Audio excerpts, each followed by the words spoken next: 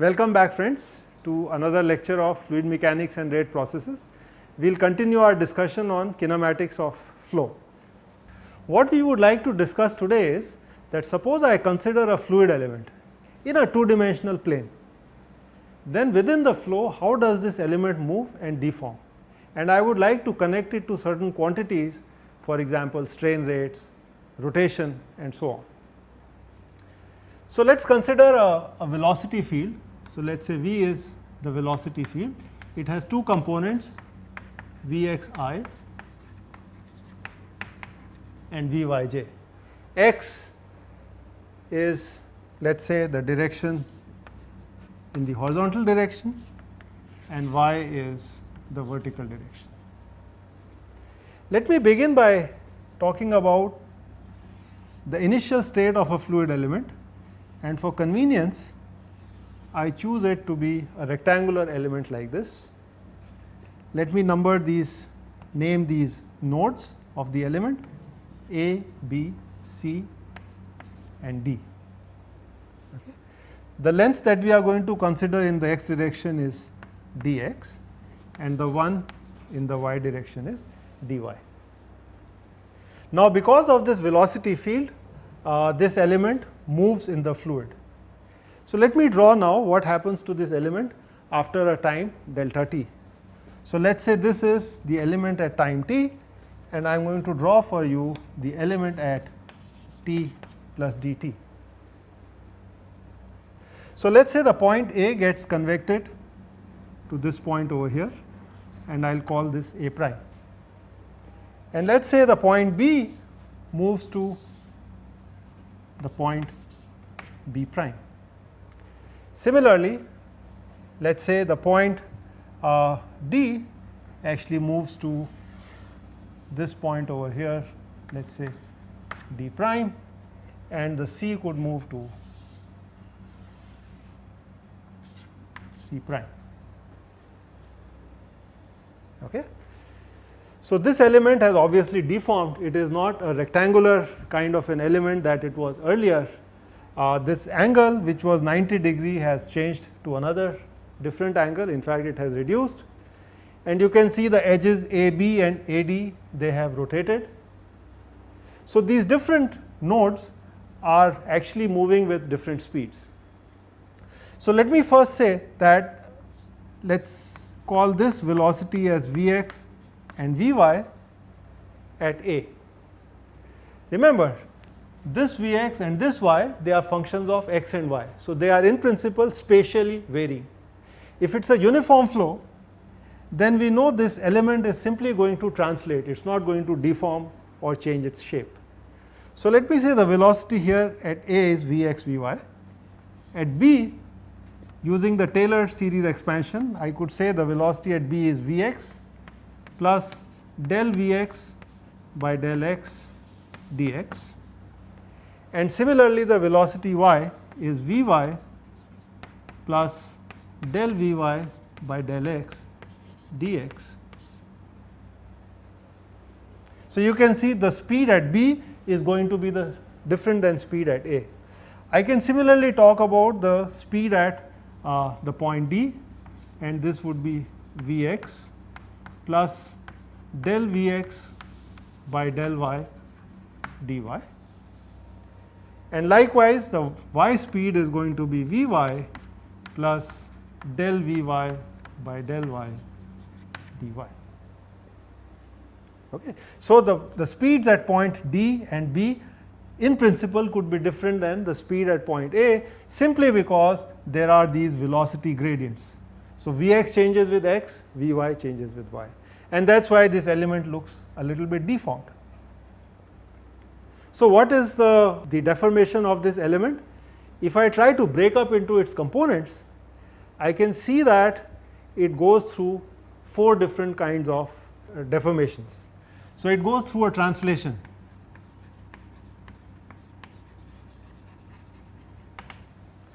Translation is simply that if I had, let us say, an element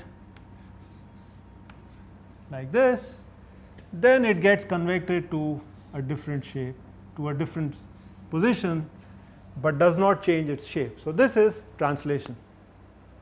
This would happen, as you will notice, if Vx and Vy are uniform.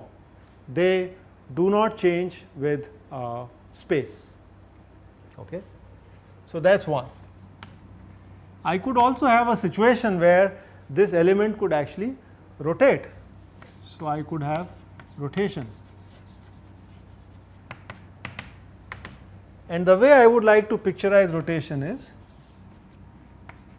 so these are of course x and y axis. This was my initial element, and now these edges simply rotate about the z axis. So, this edge rotates by an angle theta, and so does this other edge.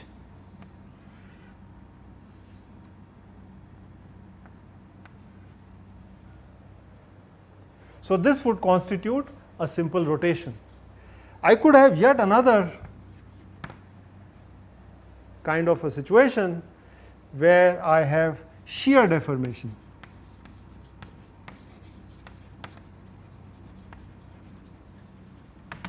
Or sometimes I can even call it as some kind of an angular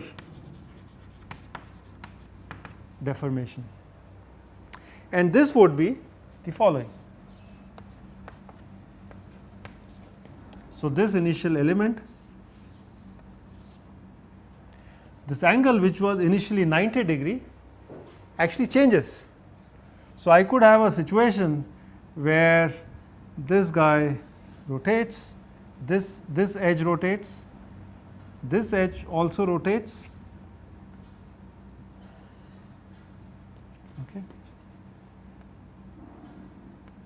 Or maybe I could, for giving you an example, I only call this one edge which rotates.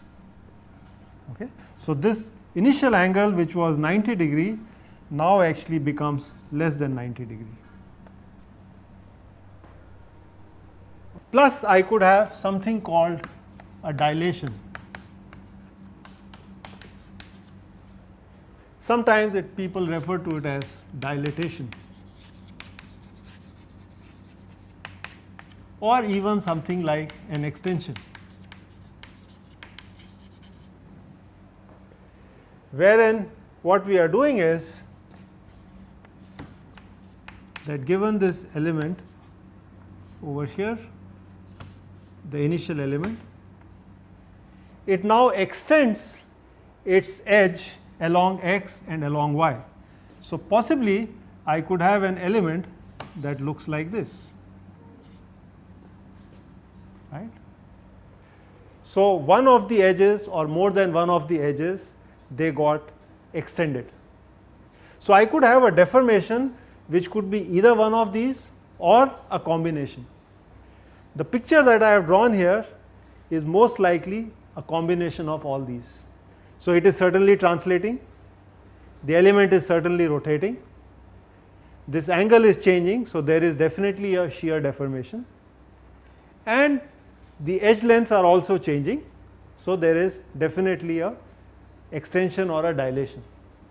What we want to do is, we want to find components of, for example, the rotation for this scenario, or the components of the shear deformation for this scenario, or the dilation.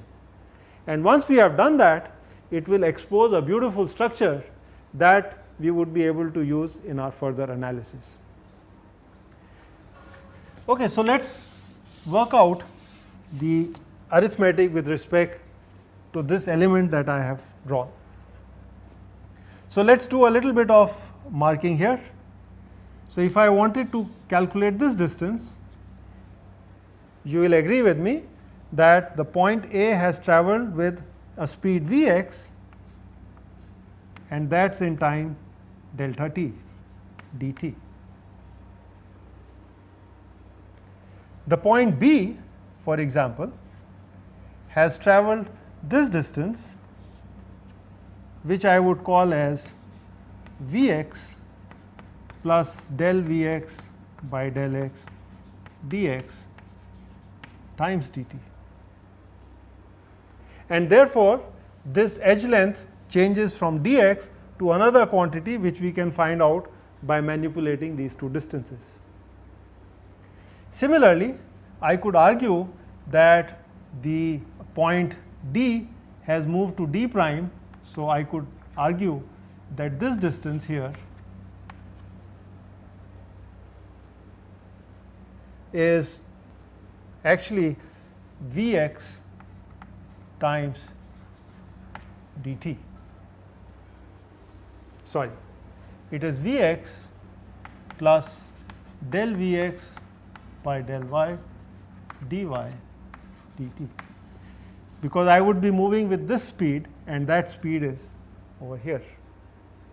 I could also argue that the vertical distance between d and d prime, so this distance here would actually be given as the speed at this point, the vertical speed at this point, which is simply Vy plus del Vy by del y dy and whole times delta t, and so on and so forth. So, I should be able to make out different of these distances, and I can work with them. What I am going to now mark on this diagram is, let us say this angle is theta 1, or maybe I will call it d theta 1, and this angle here is d theta 2. Okay. It should be possible for me to estimate these angles as well, because I know what is the vertical distance that A prime has travelled, what is the vertical distance B prime has travelled, and then the difference between them would give me this length over here, and I already can get an estimate of what is this length, and thereby I can get an estimate of these angles. Okay. So, let us do some arithmetic. So, the first thing that I want to estimate is the rotation.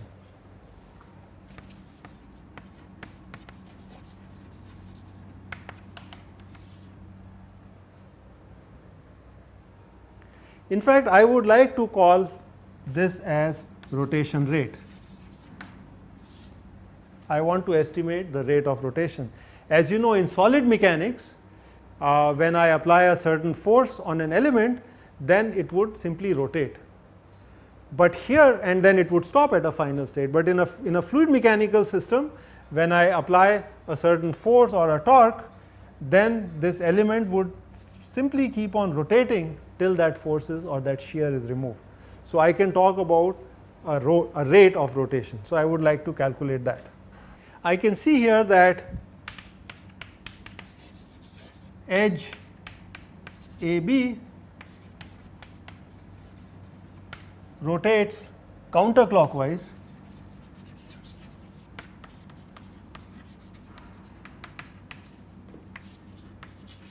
by d theta 1, and edge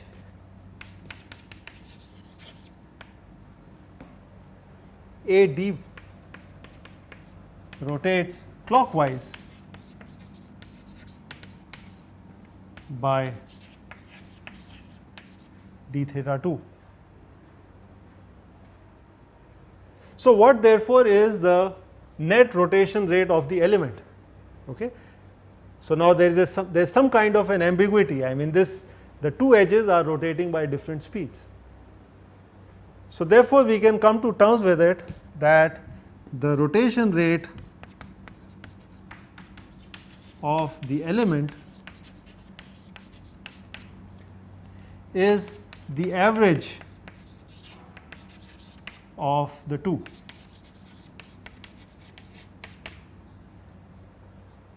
Okay. And therefore, I would simply say this is half of d theta 1 by dt plus d theta 2 by dt. Okay. All right, let us estimate d theta 1. So, I want to estimate this distance. This I can say is actually the new distance, but it is roughly equal to dx. So, I can get the estimate of d theta 1. So, what is d theta 1? D theta 1, as you can see, is this little distance here, and it is very easy to see that there is a difference between the vertical location of B prime and A prime, because the vertical velocity of the two are different, and they are actually different by this amount. So, I could say that d theta 1 is simply del V y by del x, and this is times dx, and this whole thing divided by dx. So, I have approximated, because this angle is small. So, I could approximate d theta 1 as simply tan inverse of the vertical distance by the horizontal distance, and that in turn I have approximated by dx, although this would be dx prime, but those are second order effects. Okay. In fact, this would be d theta 1 by dt, that is the rate. Okay, so, these cancel out and I get del V y by del x. Similarly, I can calculate d theta 2 by dt, and that now is in actually the clockwise direction. So, that would be essentially this distance divided by this distance. So, this distance is essentially coming because of this speed here, which is changing of the point D with respect to A. So, this you can see would be minus del V y by del x, and therefore, I could say omega z, which is actually the rotation rate of fluid element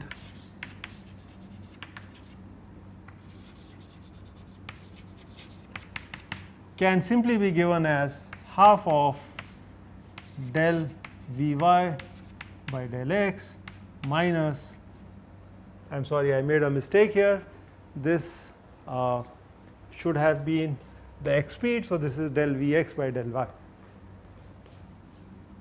sorry about that. So, let me explain you again what I have done. So, I am looking at the distance travelled by the node D with respect to node A, and that happens because of the difference in the x speed of the point A with respect to D, and this is the x speed versus the x speed over here. So, the change is simply del V x by del y times an amount delta y, and I would have to divide it again by delta y. So, that is why you get this. Okay, so, coming back to the expression, this is what I would see. So, my omega z is this expression over here.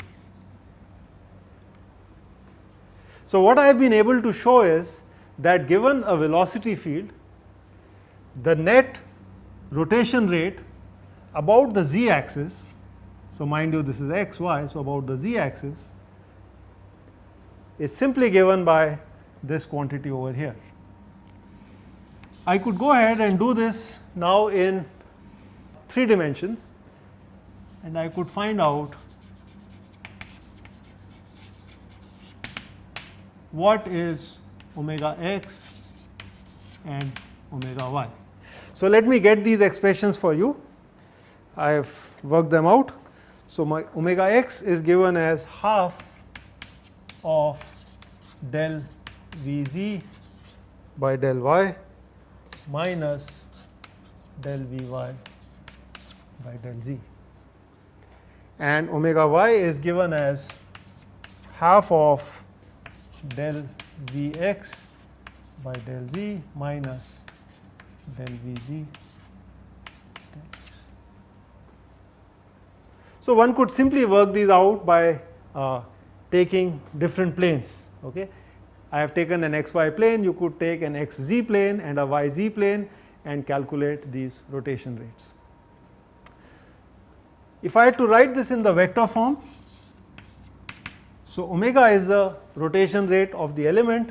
It is given as omega x I plus omega y j plus omega z k. Okay. Let me now remind you the quantity curl of V. So, recall.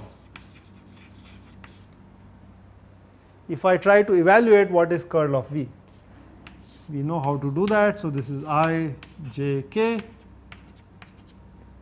and I would write this as del by del x, del by del y, del by del z, and this is V x, V y, V z. And I can work these out. So, for the I vector, excuse me, I get del V z by del y minus del V y by del z.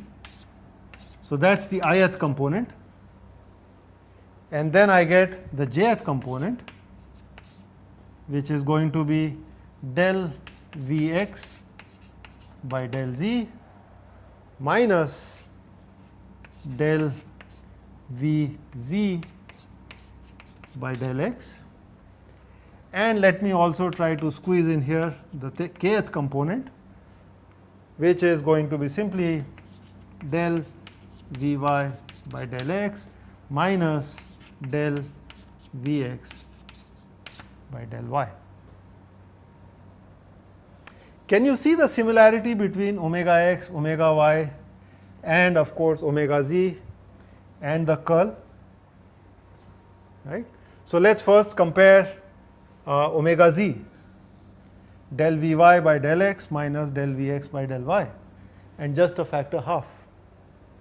And likewise you would see omega x and omega y. So, this is omega x times 2.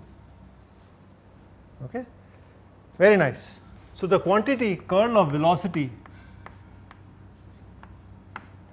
we have a special name for it in fluid mechanics, and that is called omega, and that is known as vorticity.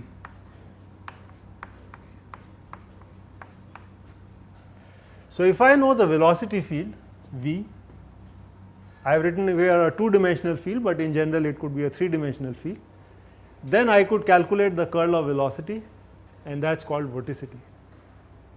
And what we are able to see is that this corresponds to, as you can see, omega is half of omega.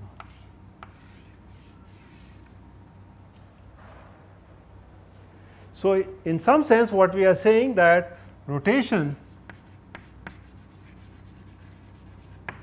of a fluid element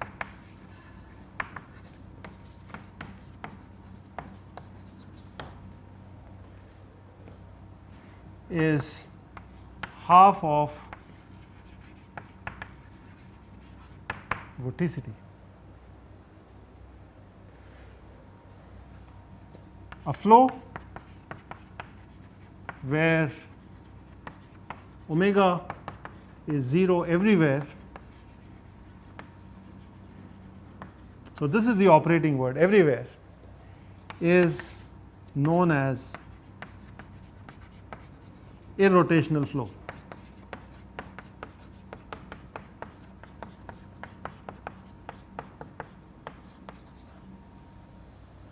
Okay. So, let us review what we have done. We are looking at the kinematics of the flow.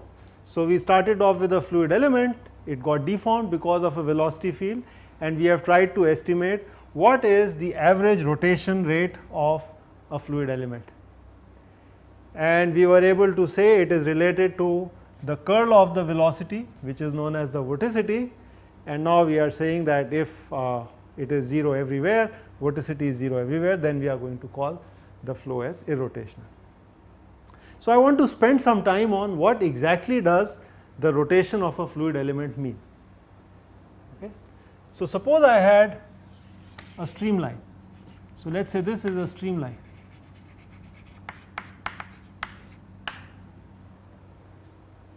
and when I talk about an irrotational flow,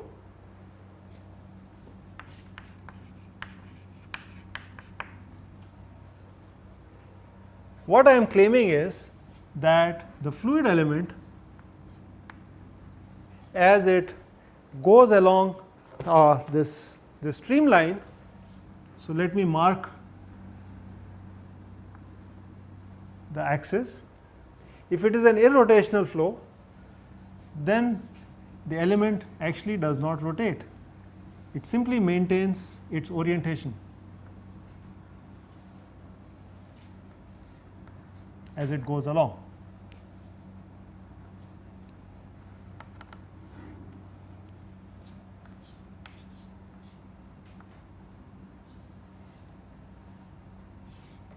So, I am using this cross, the red line and the white line, to show you the orientation of the element. In fact, I can use this example as a fluid element. So, as this element goes through a streamline, it maintains its orientation, it does not rotate. On the other hand, if I had a rotational flow,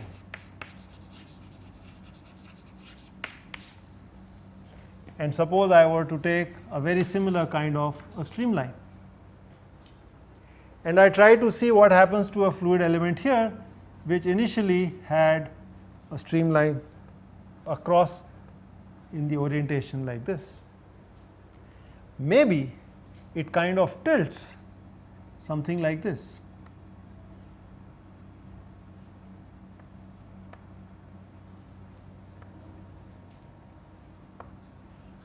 See, it has rotated, and maybe after some time it actually does this. So, I have this, and maybe after some time it does the other way, it rotates even further, and then I get element like this. So, essentially what the fluid element is doing is, it was something like this, and then it completely rotated and it did this. So, a rotational flow actually means that the fluid is rotating about its own axis. Maybe I should give you another example of a flow with a circular streamline. So, let us say this is a circular streamline. If you recall from one of our earlier lectures, if the flow is steady, then the streamline could also be thought of as a path line or a streak line. So, I would have a fluid element that simply goes around this because it is also a path line. Is this flow a rotational flow or an irrotational flow? So, if I gave you a streamline, you might be tempted to say that because the streamline is a closed streamline, maybe the flow is rotational. Well, not quite. In fact, I could give you a situation where the flow is rotational, and I would give you another situation where the flow is irrotational. So, let me get you ready with the same problem, and here I would say this is an example of a rotational flow, and here I would do an example of an irrotational flow. As I said earlier, if the flow is irrotational, because this is the direction of streamline clockwise, so this is how the fluid element will move, right. Let me draw a fluid element for you. So, I will draw it in these different orientations, and let me draw the vertical axis of this, and you can see that the element just maintains its orientation. So, even though the element is moving in closed streamlines, so it is almost like the earth going around the sun, okay, but that does not make it rotational. It is actually this quality which makes it rotational or irrotational. On the other hand, I wanted to give you an example of a rotational flow, where if I had a situation like this, maybe after a quarter of a rotation I would get something like this. So, if I started out like this, I am doing this, and then I do this, and then I do this, and I am back again to a full rotation. So, just to complete the diagram, so I have intentionally taken a square element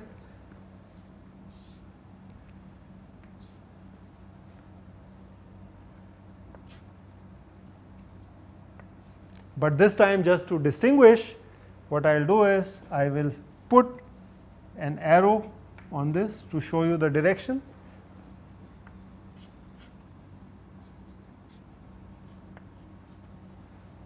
And now it is very clear that if I had a rotational, so this is just an example. If I had a rotational element, then actually you can see it is rotating about its own axis and doing like this. Okay. I will show you later, as we will see in the course, that rotationality is a very important aspect in fluid mechanics. But what we have learnt right now is that given a velocity field, what would a rotation of a fluid element mean? Well, I would estimate the curl of the velocity, and half of that would give me the angular velocity of the element, and if it is 0 everywhere, then I have an irrotational flow, and we can treat such flows a little bit special. Very nice. So, that finishes the first aspect of the flow that I wanted to discuss, is the rotationality. Now, I want to talk about the second aspect, which is actually the shear strain rate or the distortion rate of the element. The thing we want to talk about is the angular or the shear deformation rate.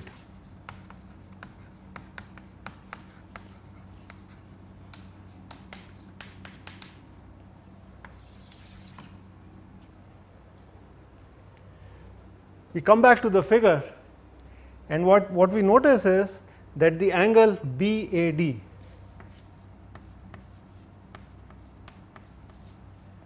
it changes to angle B prime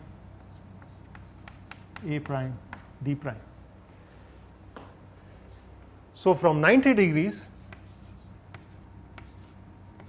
it changes to something like 90 degrees minus d theta 1 d theta 2. So, the angle has reduced. Okay. So, we are going to now say that if I have an edge AB, that has changed the angle of the element by some amount, the edge AD has changed it by a certain amount, and I could talk about the deformation as the average of the two. Okay. So, therefore, I would like to propose that the shear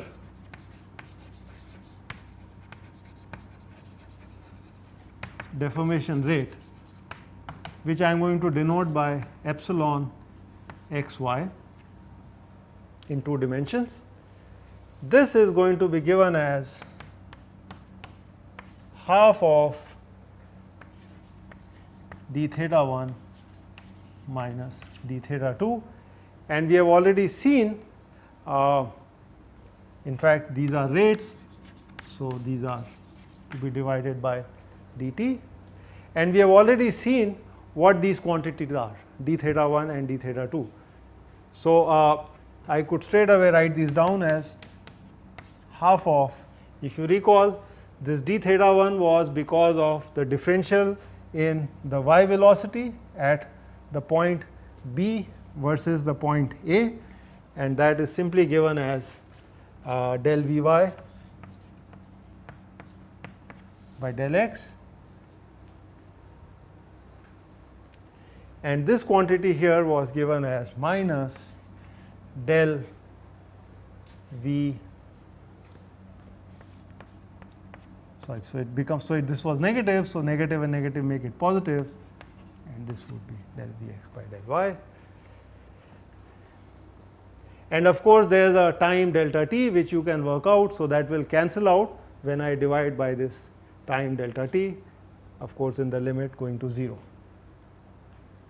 So, what we have been able to show is that the shear deformation rate, that means the rate at which this angle is narrowing, is on an average given by this quantity over here. I can similarly evaluate what could be my E x z and E y z. And these would be given as half of del V x by del z plus del V z by del x, and this guy over here is going to be given as half of del V y by del z plus del V z by del y. Okay. So, I have talked about now rotations, 3 rotations and 3 shear rates. Okay. Those of you who are familiar with solid mechanics, you may be able to see that in solid mechanics we talk about just the shear deformation, but in fluid mechanics we talk about the rate. So, this is a difference that will continue throughout when you discuss the difference between solids and fluids. All right. So, the next thing that we want to do is now about extensional strain.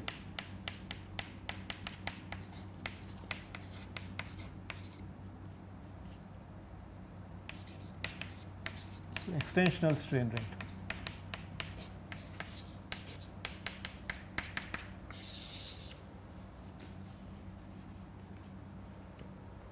So, what we are interested in is the edge AB has changed its length to A prime B prime.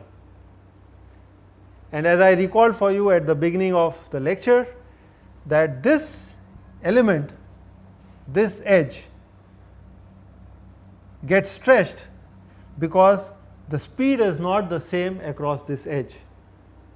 Okay. So, A moves with this speed Vx, but the point B, it actually moves with this Vx. So, I should be able to find out what is the extensional stress, the strain, let us say in the x direction. So, this is rate of extension of edge AB versus its original.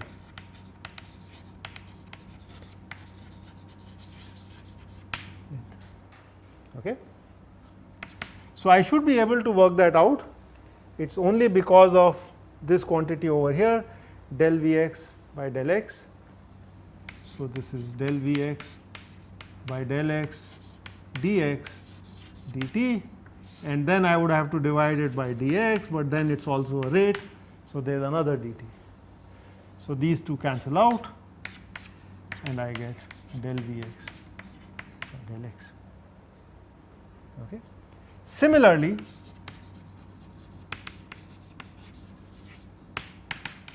I could talk about E y y and E z z.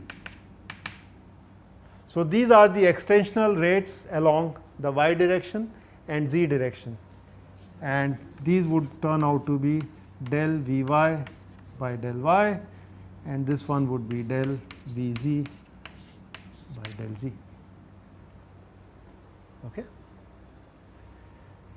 So, if I put both these things in perspective, I am talking about the shear deformation, which is given by these 3 quantities over here, and I have the direct strain rates or the extensional strain rates, which are again these 3 quantities Exx, Eyy, Ezz.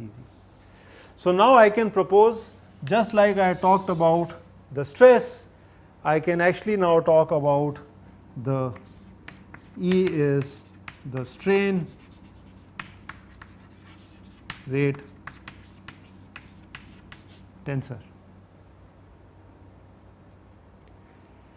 And this I could write as simply Exx, Exy, Exz, Eyx, Eyy, Eyz, Ezx, Ezy. This is known as the strain rate tensor. 9 components, but it is symmetric. In fact, that can be shown. For example, the shear deformation rate Exy, it would be exactly the same as Eyx, because we have actually calculated this as the average deformation of the element. So, because it is symmetric, so these two quantities are same, these two quantities are same, and as you know, this one is same as this. So, we are left with 6 quantities, which are 3 extensional strains, these are also called direct strains, and 3 shear strains. When I say strains, I actually mean strain rates. So, 3 are the direct strain rates and 3 are the shear strain rates. So, if I had to write down E in terms of the quantities here, so this would turn out to be del Vx by del x, that is for Exx, and Exy I could take it down from over here, which is half of